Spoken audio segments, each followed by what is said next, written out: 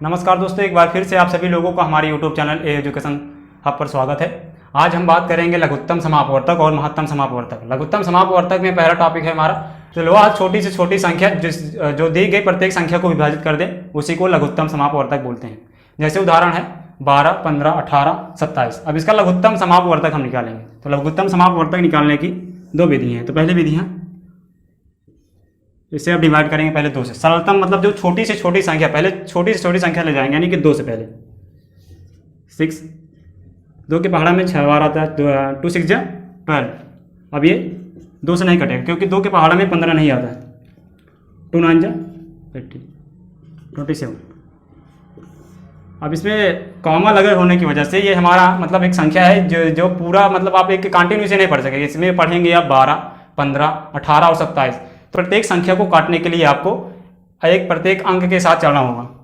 तो फिर 2 से आपको चलना करते हैं क्योंकि 2 से 3 फिर डिवाइड होगा। 15, 9, 27। अब देखिए सबसे छोटी संख्या क्या है, इसमें 3 है। अब 3 से लेकर चलेंगे 3, 5, 9, फिर 3 से 1, 3, 9, फिर 3 से 3, 5, 1। अब इससे 5 अच्छा सिर्फ 5, 1, 1, 1, 1। अब इसका गुणा करेंगे, इनको इस तरह हम से लिख लेते हैं। 2 गुणे 2 गुणे 3 गुणे 3 गुणे 3 गुणे 5। अब इनका गुणा करके 2 दूनी 4, 4 3 12, 12 बार 36, 12 3 36 और 36 3 108, 108 का गुणा करेंगे 5 से। तो 8 5 40, 540 हमारा जो आंसर मिला 540। यानी कि लघुत्तम समापवर्तक निकालने के लिए आपको पहले जो संख्या दी गई उसे सरलतम पदों में आप काटेंगे। पहले उसमें देखेंगे कि दो मतलब जो सबसे छोटा अंक है उससे हमारा ये डिवाइड हो या कट रहा है कि नहीं कट रहा है, ये चेक करेंगे। तो जब तक छोटे अंक से कट रहा है तब तक छोटे से काटेंगे। उसके बाद घटते से बढ़ते क्रम की तरफ बढ़ेंगे। आपको डायरेक्टली मतलब यहाँ पर देख लीजिए, अगर 15 से मतलब 5 से कट रहा है तो 5 से 15 पहले काट दिया जाए तो इसमें आपको गुणा करने में काफ़ी दिक्कत होगी। तो पहले छोटे संख्या से आप स्टार्ट करें। ये छोटे संख्या से बढ़ते क्रम में आप जाएँ, छोटे से निचले क्रम में बढ़ते क्रम में लेके जाएं, तभी आपको मतलब गुणा करने में लास्ट में काफ़ी आसानी होगी। नहीं तो अगर आप डायरेक्टली मतलब यहाँ 15 कट रहा है, 5 से 5 के पहाड़े में 15 आटे, 5 से 15, फिर आपको बीच में 3 से ले जाना पड़ेगा तब भी आपको गुणा करने में काफ़ी दिक्कत होगी। तो इससे क्या है कि आप पहले छोटे क्रम में ले जाएं। छोटे क्रम में ले जाएंगे 2 से तो 12 को काटेंगे तो 2 6 जा 12। उसके बाद 2 से 18 भी डिवाइड होगा। ऐसे ही छोटे क्रम में लेके जाके काट सकते हैं। अब इसके बाद हम देखेंगे महत्तम समापवर्तक यानी कि HCF। अब इसमें बात करेंगे HCF, महत्तम समापवर्तक। 2 या 2 से अधिक संख्याओं का महत्तम समापवर्तक, बड़ी से बड़ी संख्या जो प्रत्येक को पूर्णतः विभाजित कर दे उसी को महत्तम समापवर्तक कहते हैं या HCF। इसमें देखिए जैसे उदाहरण है, उदाहरण नंबर 1 24 और 36। अब 24 और 36 में देखेंगे मतलब बड़ी से बड़ी संख्या जो पूर्णतः इसे विभाजित कर दे। तो इसमें पहले 2 से भी विभाजित होगा हमारा, 3 से भी विभाजित होगा, 4 से भी विभाजित होगा क्योंकि 4 के भी पहाड़ा में 24 आता है और 4 के पहाड़ा में भी 36 आता है। और इसके बाद देखेंगे किसके पहाड़ा में और आता है, 5 के पहाड़ा में नहीं आएगा। इसके बाद 6 के पहाड़े में आएगा। फिर इसके बाद और देखेंगे किसके पहाड़ा में आएगा इसके बाद 12 के पहाड़ा में, क्योंकि 8 के पहाड़ा में 8 3 24 और 8 4 32 हो जाएगा। तो इसमें 8 के पहाड़ा में नहीं आएगा, डायरेक्टली 12 के पहाड़े में। तो ये बड़ी से बड़ी संख्या किस इसमें बोल रहा है कि बड़ी से बड़ी संख्या जो हमारे मतलब दोनों अंक संख्या जो प्रश्न दिया गया है, बड़ी से बड़ी संख्या को पूर्णतः विभाजित कर दे उसी की हो महत्तम समापवर्तक HCF बोलते हैं। तो इसमें 12 हमारा आंसर हो क्योंकि ये बड़ी संख्या LCM में HCF में हमेशा बड़ी संख्या को देखा जाता है, ना कि कॉमन। HCF और LCM निकालने की 2 विधियाँ होती हैं। तो पहले LCM देख लेते हैं। LCM में पहली विधि है हमारा गुणनखंड विधि। तो मान लीजिए जैसे कोई संख्या दी गई है 60, 32, 24।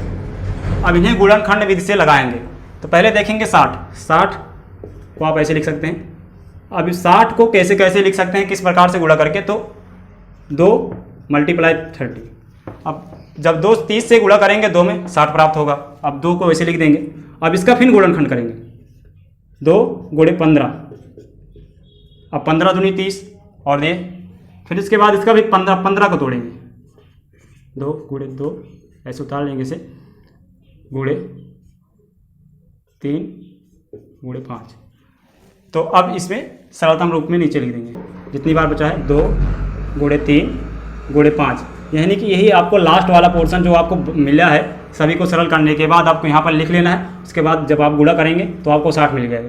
2 दूनी 4, 4 तें 12, 12 पंचे 60। अब इसी प्रकार 32 और 24 को तोड़ लेंगे, तो 2 गुणे 2 16, यानी कि 16 दूनी 32, 2 गुणे 2 गुणे 8। अब फिर तोड़ लेंगे इसे, 2 गुणे 2 गुणे 2, ये उतर जाएगा, गुणे 4, ये इसमें डिवाइड हुआ। फिर 2 गुणे 2 गुणे 2, अब ये किसका उतरा, ये इसका, ये इसका, अब ये इसका 2 2। अब इसे लिख देंगे 2 गुणे 2 गुणे 2 गुणे 2 गुणे 2, 2 दूनी 4, 4 दूनी 8, 8 दूनी 16, 16 दूनी 32 32। अब इसे या तो आप गिन के लीजिए, 1 2 3 4 5, 2 की घात 5 इक्वल टू 32। अब इसमें 24 को ऐसे डिवाइड करेंगे, 24, तो 2 गुणे 12, 12 दूनी 24, 2 को ऐसे उतार लेंगे, और फिर 12 को डिवाइड करेंगे, 2 गुणे 6, फिर ऐसे उतार लेंगे 2 को, अब 6 को तोड़ेंगे, 2 गुणे 3 में, फिर इसे लिख लेंगे 2 गुणे 2 गुणे 2 गुणे 3, 2 दूनी 4, 4 दूनी 8, 8 त्रिक 24, ये आपको हो गया 24। इसे बोलते हैं गुणनखंड विधि। इसके बाद हम देखेंगे भाग विधि। भाग विधि से कैसे लगाया जाता है एलसीएम में। अब इसी सवाल को हम भाग विधि से लगाएंगे, क्योंकि आपको गुणनखंड विधि से बताया। गुणनखंड में सिर्फ मात्र आपको उससे तोड़ना है, ना कि उसमें आपसे पूछा जाएगा कि गुणनखंड विधि से लगाइए, इसका आंसर निकालिए। बस इसमें खंड खंड इसके करके लास्ट में आंसर उसे आप डिवाइड करके बस बता सकते हैं। अब भाग विधि में आपको करना है, भाग विधि में सरलतम रूप है, जैसे कि पहले आपको बताया था कि एलसीएम में इसे आपको तोड़ना है। तो ये 60 है आपका, और ये 32 है, ये 24 है। 2 पहले छोटे पदों से काटेंगे, 2 30 16 12, इसके बाद फिर 2 15 8 6, फिर 2 से लेके जाएंगे क्योंकि 8 और 2 से कट जाएगा, 15 4 3 15 2 3, फिर 2 से, क्योंकि 2 अभी बचा है, 15 1 3, अब 3 से लेके जाएंगे, 15 1 3, सॉरी यहाँ पर 5 4, अब 5 से लेके जाएंगे। अब गुणनखंड विधि में आपको इन तीनों सभी को लिख कर इनका आंसर बताना है। 2 गुणे 2 गुणे 2 गुणे 2 गुणे 2 गुणे 3 गुणे 5। अब इसका गुणा करेंगे, 2 दूनी 4, 4 दूनी 8, 8 दूनी 16, 16 दूनी 32, 32 त्याएँ 96। अब 96 का गुणा करेंगे 5 से, 5 6 30, 30 का 0 हासिल लग गया 3, 5 9 45, 45 3 48, सॉरी 48, 480 आपका उत्तर प्राप्त हुआ। अब इसके बाद हम देखेंगे एचसीएफ। एचसीएफ को भी 2 विधियों से लगाया जाता है, वो पहले विधियाँ हम ले लेते हैं। एचसीएफ को हल करने के 2 विधियां हैं, गुणनखंड विधि नंबर 1, दूसरा विधि है पुनरावृत्ति विधि। तो पहले देख लेते हैं गुणनखंड विधि। तो आपको इसमें लिखना है पहले 60 को आप कैसे तोड़ेंगे, आप सरलतम पदों में तोड़िए, और उसके बाद 32 को भी, तो तीनों को 32 और 24, जो इन तीनों में तोड़ने के बाद जो इन तीनों में कॉमन होगा वही आपका एचसीएफ, यानी कि इसमें आंसर आपका हो जाएगा। तो वो पहले 60 को तोड़ते हैं। आपका सवाल है गुणनखंड विधि पर आधारित 60 32 24। गुणनखंड विधि से आप इसे हल करना है। जैसे आप 60 को डिवाइड करेंगे, 2 गुणे 2 गुणे 3 गुणे 5, 2 दूनी 4, 4 तें 12, 12 पंचे 60। अब इसे आप लिख सकते हैं 2 का स्क्वायर गुणे 3 गुणे 5 इक्वल टू 60। अब इसमें देखिए 2 दूनी 4, 4 दूनी 8, 8 दूनी 16, 16 दूनी 32, 32 मिल गया आपको। अब इसे लिख सकते हैं 2 की घात 5, 2 दूनी 4, 4 तें 12, 2 दूनी 4, 4 दूनी 8, 8 त्रिक 24, 24 मिल गया आपको 24। इसे लिख सकते हैं 2 का क्यूब गुणे 3 इक्वल टू। अब इसमें आप देखिए इसमें इन तीनों में कॉमन क्या है। जैसे कि आप इसमें देख सकते हैं 3, इसमें 3 है, इसमें 3 नहीं है, तो 3 का आपका एचसीएफ HCF नहीं होगा। अब इसमें देखिए दो सभी में मिल रहा है, लेकिन अब कितनी बार 2 इसमें मिल रहा है और कितनी बार इसमें, 2 इसमें 2 बार मिल रहा है, इसमें 5 बार है, इसका आप 2 बार ही लेंगे, इसमें भी 2 बार, तो यानी कि 2 × 2 = 4, आपका 4 HCF होगा, यही आपका आंसर होगा। अब इसके बाद हम देख लेते हैं पुनरावृत्ति विधि। दूसरी विधि है पुनरावृत्त विधि। इसमें दिया गया है आंसर, क्वेश्चन 24, 60, 16 का महत्तम समापवर्तक ज्ञात करना है। तो इसमें सर्वप्रथम बड़ी संख्या को भाज्य मान लेते हैं, तो भाज्य हमारा जो होता है ब्रैकेट के अंदर होता है 60। उसके बाद जो दी गई है छोटी संख्या को भाजक मान लेते हैं 24। अब इसे डिवाइड करेंगे, यार भाग देंगे 24 तो भाग लेके जाएंगे इसमें, तो 2 बार जाएगा, 24 दूनी 48। अब इसे भाग देंगे 2, 1, 12 बच गए। अब यहाँ पर 24 उतार लेंगे, अब इसे भाग देंगे तो 2 बार जाएगा, 24, ये आपका कट गया। अब 36 में 12 से भाग देंगे, क्योंकि वो छोटा संख्या हमारा ये बचा गया 12, उसके बाद 36 हमारी जो होगा बड़ी संख्या हो जाएगी, 36 में 12 से भाग देंगे, 36 में 12 से भाग देंगे, तो 12 क्या है 36, ये भी कट जा रहा है। तो इसमें महत्तम समापवर्तक हमारा 12 होगा, क्योंकि 12 जो है बड़ी छोटी संख्या है और इन दोनों मतलब 36 को भी काट रही है और 60 को भी काट रही है, तो हमारा महत्तम समापवर्तक 12 हो जाएगा, यही आंसर होगा। अगर कोई सवाल आपसे पूछ लिया जाए कि इसमें महत्तम समापवर्तक क्या ज्ञात करिए, तो आपका जो वो होगा सूत्र, तो अंशों का आपको अंशों का महत्तम समापवर्तक बटे हरों का लघुत्तम समापवर्तक आपको ज्ञात करना है। तो इसमें अंश और हर जितने अंश मतलब अंश में जितने अंक हैं उन सभी का आपको महत्तम समापवर्तक ज्ञात करना है। उसके बाद हर में जो जितनी संख्या दी गई है उनका लघुत्तम समापवर्तक आपको ज्ञात करना है। तो चलिए ज्ञात करते हैं पहले। तो जैसे वो बताया था आपको गुणनखंड विधि लघुत्तम समापवर्तक कैसे ज्ञात करते हैं, तो उसी विधि से अगर लगाएंगे तो आपका सरल पड़ेगा लघुत्तम समापवर्तक।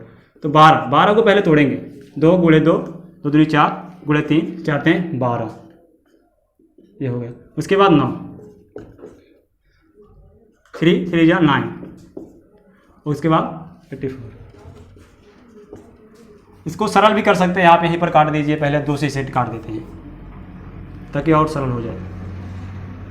तो दूनी 4 42, फिर उसके बाद 2 3 6 32, 32 और 42। अब इसके बाद आपका 42 आ गया। 2 6 7 42, 3 × 7, 2 3 6 और 6 7 जा 42 आपका। अब इसमें देखिए कॉमन क्या है, जो ही कॉमन होगा वही आपका महत्तम समापवर्तक होगा। तो इसमें 3, इसमें भी यही कॉमन है। तो आपका महत्तम समापवर्तक या मासा आप कह सकते हैं हो गया 3। अब इसमें आपको ज्ञात करना है एलसीएम लघुत्तम समापवर्तक, हर का लघुत्तम समापवर्तक ज्ञात करना। तो लघुत्तम समापवर्तक ज्ञात करने के लिए आपको 8 32 ऐसे क्रम से लिखना है। तो इसको हल करेंगे पहले। 2 5 जा 10, 4 16, उसके बाद फिर 2 से लेके जाएंगे 5 2 8, फिर 2 से 5 1 4, फिर 2 से 5 1 2, फिर 2 से 5 1 1, फिर 5 से 1 1 1 1 कट गया होगा। तब इसके बाद मल्टीप्लाई करेंगे गुणा लिख के, जैसे कि आपको पता है 2 × 2 × 2 × 2 × 2 × 5। अब इस सरल करेंगे। 2 दूनी 4, 4 दूनी 8, 8 दूनी 16, 16 दूनी 32। अब 32 का गुणा करेंगे 5 में, 5 दूनी 10, 10 की 0 हासिल लग गए, 5 3 15, 15 1 16। अब आपका जो अंशों के रूप में इसका आंसर आ गया ज्ञात करने के बाद। आपका मासा मिला था 3, तो 3 मासा हो गया। लघुत्तम समापवर्तक आपको मिल गया 160, ये आपका आंसर हो गया। अगर इस तरह के सवाल आपसे पूछे जाए प्रतियोगी परीक्षाओं में, तो कि भिन्नों के रूप में महत्तम समापवर्तक ज्ञात कीजिए तो आप सबसे पहले अंशों का महत्तम समापवर्तक ज्ञात करेंगे जो कि सूत्र है। उसके बाद हरों का लघुत्तम समापवर्तक हल करने के पर आधारित जो दूसरा नियम है हमारा कि लघुत्तम समापवर्तक कैसे ज्ञात करें। तो लघुत्तम समापवर्तक ज्ञात करने के लिए आपको पहले अंशों का लघुत्तम समापवर्तक ज्ञात निकालना होगा, उसके बाद हरों का महत्तम समापवर्तक। ये हमारा दूसरा प्रश्न है। तो इसमें पहले आप लघुत्तम समापवर्तक अंश का निकालेंगे, उसके बाद हर का महत्तम समापवर्तक। तो 2, 4, 5, 7 इसका आप लघुत्तम समापवर्तक कैसे सरल कर लीजिए। 2, 2, 5, 7, 2, 1, 1, 5, 7। अब 5 से लेके जाएंगे, छोटी संख्या हमारी 5 है। 1, 5, 7 और फिर 7 से 1, 1, 1, 1। अब इसका गुणा करेंगे 2 × 2 × 5 × 7। अब इसको सरलता पद रूप में लिखेंगे 2 दूनी 4, 4 का गुणा करेंगे 4 × 5 = 20 और 20 × 7 यानी कि 7 × 3 = 7 दूनी 14 140 आपका लघुत्तम समापवर्तक निकल गया। अब यही साइड में आप महत्तम समापवर्तक यानी कि SCF निकाल लीजिए। तो हरों का महत्तम समापवर्तक ज्ञात करना, तो 3 को मल्टीप्लाई करेंगे 1 में यानी कि 3 ही रह जाएगा आपका। 9 3 3 × 9 ऐसे होगा। अब इसे 6 का 2 3 × 6 6 हो गया। अब 12 का 2 × 2 × 3